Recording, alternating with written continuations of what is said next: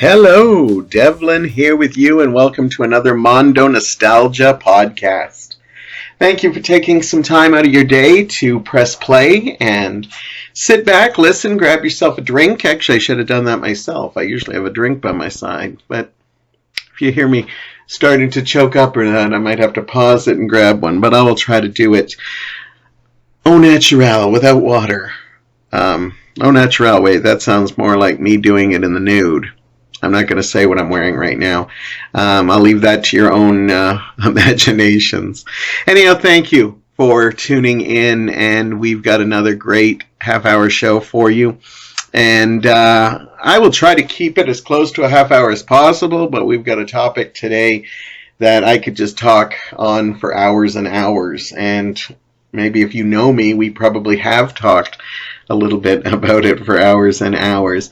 Basically, back to school happened within the last couple of weeks, and September always gets me thinking about like the fall, a new year starting, and also it makes me think of the Flintstones. Now, the Flintstones have nothing to do with school, but for me it's a big part of my school memory due to the fact that I lived close to my school, and I actually got to go home for lunches, which was nice because I got a nice warm lunch.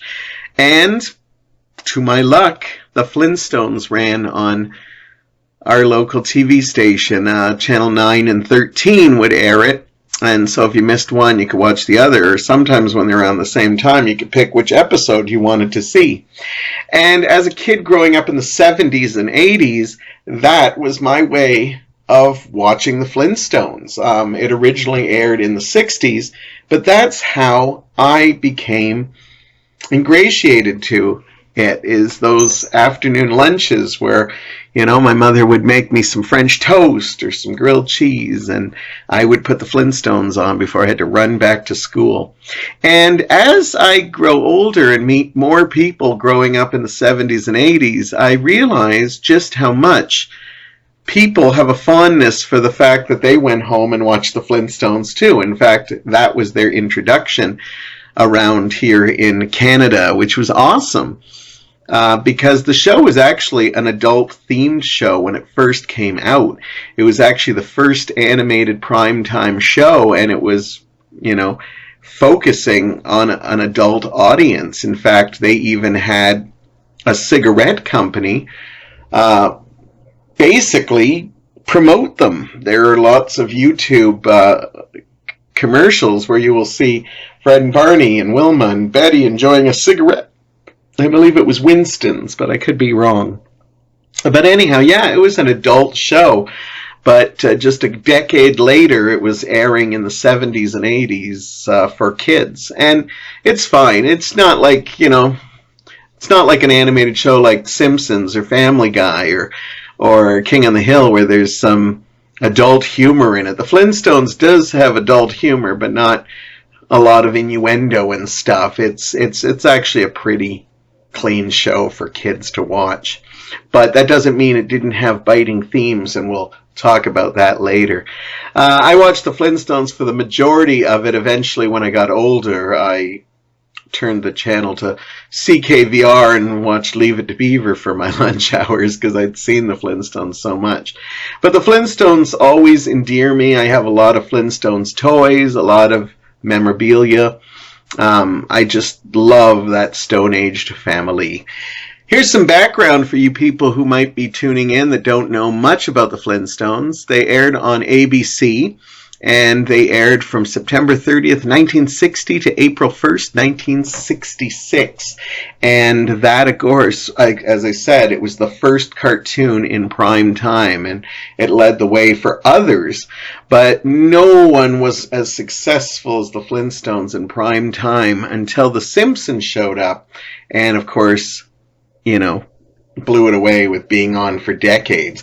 Flintstones were only on 6 seasons, and they gathered 166 episodes, and so at the time it was very impressive. Even though The Simpsons beat it pretty much in every step of the way, I still think the Flintstones are around because of that love. And, even little kids today know who Fred and Dino and Barney and Pebbles and all the rest of the cast are. And it's because of that legacy. And the show was, as I said, a success, and then it showed up in lots of incarnations throughout the 70s and 80s, and I watched a lot of those too. I remember stuff like the Flintstone Kids, I remember the Flintstones and the New Shmoo, and if you don't know who the Shmoo is, check that out, but I probably just opened up some memories for some of you people of my age. And even Big Pebbles and Bam Bam had a show when they became teenagers, and that's a whole different controversy that we may save for another podcast or memory lane. But the original Flintstones was basically, it's easy to say, it was a ripoff of the Honeymooners. And I always heard that and never wanted to believe it. But now that I've actually started watching some of the old Honeymooners again, I really see that the characters are very similar, like even some of the situations. But sorry for you Honeymooners fans, I think the Flintstones, just to me, took it to a higher level. And but Jackie Gleason even considered suing them, but he decided not to at the last minute, just due to the fact that he liked the show a lot. He thought it was kind of a tribute, and his lawyers basically said, do you really want to be that guy who sued the Flintstones? And he decided not to worry about it, and I think that's good. I wish more people took the high road that way. And honestly, the Flintstones is such a carbon copy of the Honeymooners. But if any of you watched the Honeymooners, they only had a couple of sets, and the Flintstones, because they were cartoon, they were able to go just about anywhere, and they did. The early seasons of the Flintstones dealt with adult themes, and they also dealt with, living in Stone Age times. There were a lot of course, jokes about, the animals and stuff, or how inventions were made, and they'd have like the elephant who was also their sink, and the elephant's nose, and the monkeys were helping, and pigs as garbage disposals. So there was a lot of humor in that, but they also dealt with some bigger themed issues. I always talk about this because I am a fan of watching old shows that people write off as fluff, and then I remind them that, well, it's not, because they actually tackled some big topics. Now, yeah, they didn't tackle big topics like in a All in the Family way or how shows do it now, but they did deal with some stuff. Fred had some serious gambling issues that was dealt in a couple of episodes, and he'd always have that weird look on his face and just go bad, and that was dealt with in there. Like, it was just a serious topic that they dealt with, that Fred couldn't control betting. Like, they didn't just deal with it in a way that was just kind of simple and a throwaway. They dealt with it in the fact that Fred was a compulsive gambler. My other one I like to state is when Pebbles shows up, the Rubbles come over all the time to spend time with Pebbles, and then Fred says, we don't want you here as often. We don't want you here. So they dream of having their own child. And there's this beautiful scene where they're, Barney's comforting Betty because they can't have their own children. And they wish on I believe it's a star or a comet or something. But it's kind of implied that Betty and Barney cannot have kids. Now, whether that means she can't have kids or maybe Barney's, blowing blanks, we don't know. But, they eventually get Bam Bam because it's Bam Bam's left on the doorstep. And it's to me, that was huge that they dealt with infertility. And maybe they didn't deal with it, they didn't go to like a clinic or something to get it fixed out. They just had we wished on a star and somebody left this child. But even the fact that somebody abandoned Bam Bam and somewhere out there was parents that didn't want to deal with him. And that's Again, huge. Now, I know some of you are thinking, I think you're reading way more into this, but that's the fun thing about TV shows, is that I do overanalyze them. I can have talks about Gilligan's Island and Brady Bunch and talk about, like, deeper meanings into the films, because they were kind of limited back then. So the fact that the Flintstones even attempted this kind of stuff was pretty big. Now, the Flintstones always kind of had a cynicism to them, because, Fred and Barney were best friends, but they were always, going after one another. They were always fighting and stuff like that. But it wasn't until when Pebbles showed up, about halfway through, I think she came around season 3 or 4. I'm not that much of a Flintstone connoisseur that I know, but yeah, she showed up, and a lot of people thought that it lost its edge because it became a family show now, and a lot of the stories did rely on Pebbles.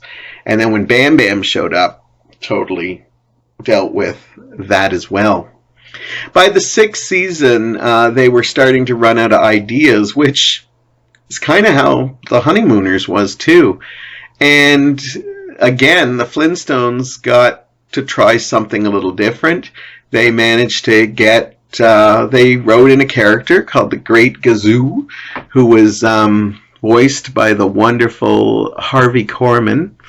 And the Great Gazoo was just this little Martian that basically could do magic. And it gave Fred and Barney an opportunity to take the Flintstones and the Rubbles and put them in other situations. Which helped a little bit, but a lot of people didn't like the Great Gazoo. I never had a problem with Gazoo. It was strange that suddenly this Martian just shows up and, but you know what? It's fantasy and stuff, so what can you say about it? So it's, that was its run of its course, and then after the 6th season, they decided that it was kind of costly doing an animated show. Everybody felt they ran its course and decided it was just time to call it quits. And that was pretty much the run of the Flintstones, except the fact that with 166 episodes, they ran it in syndication, and that's where pretty much its really big fan base came, and how generations, even today, you can either find the Flintstones on streaming, you can find it on cable TV, or you can find it, in a DVD collection. And lots of Flintstone stuff out there, as I said. They did a feature-length movie right after the movie after the TV series was canceled, they actually did a feature-length movie called A Man Called Flintstone, where Fred is mistaken as a spy. It was actually a theatrical movie, and it didn't do too bad at the theaters. I actually remember watching it a couple times. I haven't watched it in ages, and I really should. But I remember as a kid not really liking it because it didn't have that tight formula of the original series and stuff like that in it. And just some of the musical numbers and stuff. So, my favorite episode of the Flintstones for me was the episode where Fred has to plan 2 parties, Pebbles' birthday party and a stag. I don't even know if they call it a stag in there, but it's basically a party for someone getting married. And he hires a clown for Pebbles, and he hires dancing girls for the other. And even as a kid, I just loved the sequences with the dancing girls in it. That's where, they do like the can, and it would be like, I even think I found a clip from my Mondo Nostalgia. What is Mondo Nostalgia? Because I just am so endeared with it. I love the concept of the dancing girls wind up at Pebbles' innocent first birthday, and this clown who's trying to make these guys laugh who are looking to drink and see dancing girls. And I thought it was kind of provocative at the time. I also liked a lot of the episodes where they had guest appearances. My favorite being, of course, Anne Margrock. She was becoming a big star, and when they asked her, it's just a memorable role. She does a couple of songs. I love the song she does with Fred and Barney at the talent show, but I just adore the lullaby she sings to Pebbles. I'm actually getting teared up.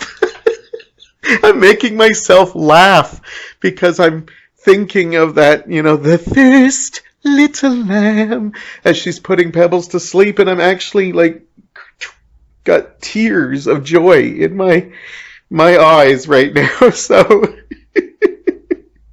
I need a tissue. I might need a drink too, but I'm good. They also had Stony Curtis. Well, of course, Tony Curtis. They also had Bewitched on there, and lots of other great things. And that showed you the success of the Flintstones, that big celebrities could come on it. I love talking with people and seeing how endeared they are to the Flintstones. Everybody has their favorite characters, whether you liked Fred, who was this boisterous big guy, but he had really a big heart. It was just hard to find. And then you had Barney Rubble, who was just, this sweet friend. He was kind of goofy, kind of silly, but he always tried to lead Fred in the right way, even though it didn't work. Wilma, of course, was a loving wife. She was tough. She had to be tough. And I was watching an episode the other day in preparation to do this podcast, and I asked my partner, Mike, I said, all those sitcoms where the wife's really skinny and they have a chubby husband? Is the Flintstones one of the first to do it? But, of course, he reminded me, well, no, because they ripped it off of the Honeymooners. But, yeah, we'll go with that. Because even, The Simpsons has a chubby husband and a skinnier wife. So, but anyhow. But I lost my train of thought. Or, Betty, who was kind of the sweet, with that cute little laugh. I'm not even going to try to do it because I'm not Rosie O'Donnell and I can't do it. Or, maybe your favorite was Dino or Pebbles and Bam Bam. I actually liked Bam Bam. I liked Bam Bam. I don't know why. I just thought he was a cute character, and I liked that he had superpowers. In fact, I always wondered if that was the reason he was abandoned, was because he was seen as different. Because if you remember, he had that strength. Even, as a baby, he would crush Fred's hand. And it was just weird to do. I think it plays off the caveman thing. But the thing you can tell them is that when Pebbles and Bam Bam actually show up, you can't say they copied the Honeymooners, because as far as I know, the Honeymooners never had kids on their show. So they kind of took the Honeymooners and made it their own. The episode where Fred thinks that they sing is also another one. The song Open Up Your Heart and Let the Sunshine In kind of warms my heart. And actually, I do have a copy of it on my playlist on my MP3, but I also have a remake of it that a couple people have done. And it instills great visuals, Pebbles and Bam Bam just performing that song. Bam Bam, as I said, was one of my favorite characters. I liked that he was just different. And, it probably did play off the caveman, he was, this, overachieving baby. And that's why I had problems with when they became teenagers on their own show, Pebbles and Bam Bam's show. I had problems because Bam Bam didn't have those powers anymore. They didn't even talk about them. They just decided he didn't have them anymore. And that kind of just made him this kind of goofy teen-looking thing that I still liked him. He was still good-hearted and stuff, but I just thought it was weird that they would totally eliminate that character. And the other thing that also kind of bothered me about that show was, and this wasn't till later on when I watched the series with my partner Mike, because he tends to look at the realism of it, but he made a comment about how they had a new pet. I think they had this little Triceratops. I could be wrong. I want to say his name is Snorky or something. But they never mentioned Dino. And he wondered if Dino had passed on or something. But I think he showed up in later series of the show. Because as I said, they did do a lot more. They did do a couple of TV movies as well. I only watched bits and pieces of them because, I was kind of disillusioned when they became, when Pebbles and Bayman became adults and stuff. I was like, I don't know if I need to see them get married or see them getting older and stuff like that. And one of their Christmas specials I actually thought wasn't very good at all. I want to say it's the Flintstones Christmas Carol, which I've seen so many renditions of the Christmas Carol. That could be the reason why. But overall, I just had some problems with it. They also did 2 live-action movies that I saw both in the theaters. The first one that starred John Goodman and Rick Moranis and Rosie O'Donnell and Elizabeth Perkins, I believe. Also had like Liz Taylor in it and Kyle MacLachlan and Halle Berry. I was obsessed with that movie when it came out. I was so excited for it. And when it came out, I actually really like it. I understand the complaints it had because they actually picked a lot of the adult type storylines, which is okay. But when you're pushing a family film, you were surprised that they didn't deal with other things. But I actually really liked it still. And I love how they put the world, like seeing the Flintstones come to life. It just, and seeing, the houses and the inventions and that just blew me away. And John Goodman and Rick Moranis were perfect in the role of Fred and Barney. And, I know a lot of people put down Rosie O'Donnell for it, and she only got the role because she actually had Betty's giggle down to a, science. But the truth of the matter is I actually think that she did a pretty good job with it. The other movie they came out with, The Flintstones, was an international success. And it was directed by Brian Levant, who was a huge Flintstone fan. And to me, that is why it did so well. Is because he had attention to detail. And even though some people had problems with the plot, just to me, it was really well put together. And that he actually came back for the sequel, which was called Flintstones 2 Viva Rock Vegas. I remember also going to see this in the theaters. None of the originals showed up. In fact, now it was Mark Addy as Fred, Stephen Baldwin as Barney, Kristen Johnson as Wilma, and Jane Krakowski as Betty. This was a prequel to the Flintstones, and it showed how Fred and Barney met Wilma and Betty, which was quite nice. The movie itself was not great. They tried their best. I think Mark Addy and Stephen Baldwin tried, but I don't know. I think they got kind of lost in trying to sound like the cartoon Fred and Barney, and also the John Goodman, Rick Moranis Fred and Barney. So I think they kind of got lost in that. Things I did like about it is I really liked Joan Collins, who took over the Elizabeth Taylor role. I thought she was really good. I also liked seeing young Dino. Dino is a puppy. Almost worth the price of admission. Almost, but not so much. But I just liked seeing him. He looked great. Yeah, maybe I have a fondness for Dino. I recently found out my partner has a fondness for Dino. I didn't know this. I like this, but you think living with somebody for over 20 years, you'd have known that by now. But I remember bringing home a stuffed Dino a couple of months ago, and he really liked it. But, the other day I just noticed he always kind of like pet the Dino when he went by. And I said, "Oh, you really like that Dino?" And he said, "I actually always like Dino." So I like that. And they did try to bring the Great Gazoo in the second movie, which would have been the first movie, which made it really awkward. He looked really strange. He was played by Alan Cummings, and although I think he caught the spirit of Gazoo, I think it looked a little too weird, and I think Gazoo gets a bad rap. The Great Gazoo is kind of like the cousin Oliver in the Brady Bunch world.